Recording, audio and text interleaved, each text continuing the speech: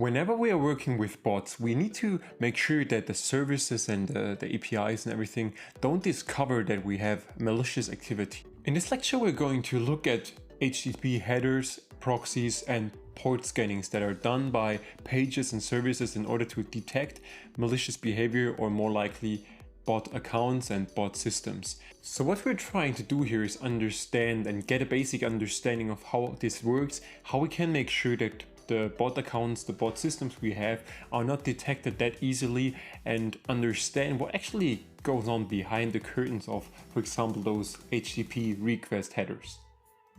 The really interesting thing here is that this port scanning actually is illegal, so pages doing that are actually breaking the laws, depending on the country of course, when doing this. So it's a really interesting situation. Everybody's in a gray zone, and so let's see how to get there.